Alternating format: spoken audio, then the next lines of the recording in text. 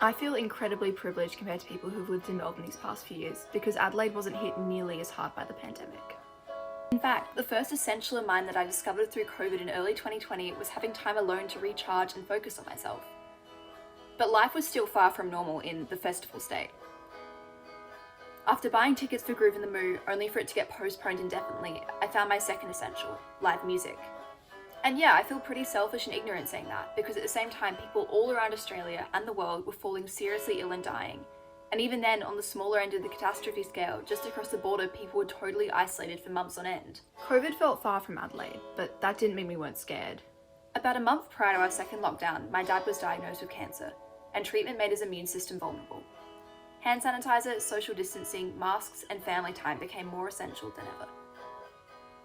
Last year, restrictions eased and we got gigs, parties, and formals.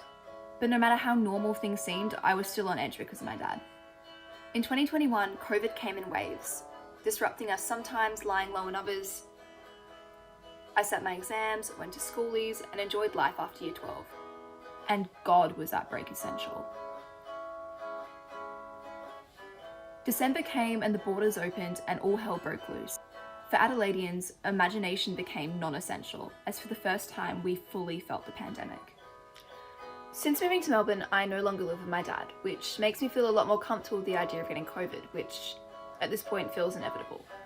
The last couple of months I was in Adelaide, I was paralysed with fear at the thought of giving my dad the virus. So now, phone calls are essential, but constantly being afraid and anxious is non-essential. Living away from home also came with its own set of essentials. But I know that above all, my biggest essential will be a plane ticket every once in a while.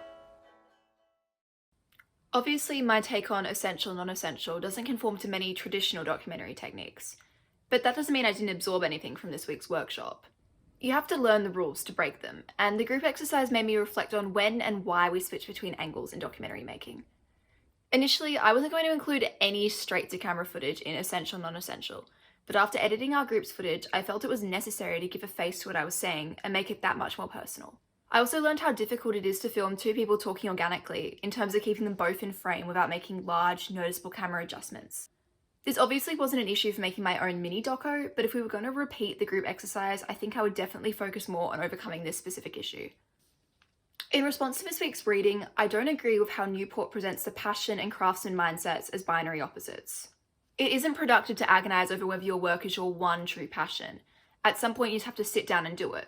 However, even if you have all the technical expertise in the world, nothing you make will ever be good without passion, even to a small degree.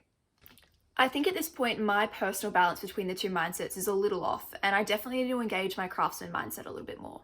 At the moment, I'm a staff writer for an RMI TV show where I have to work under the constraints of a head writer and producers. I won't lie. The first couple writers' meetings have been really intimidating, and I found myself feeling out of my depth a couple times already.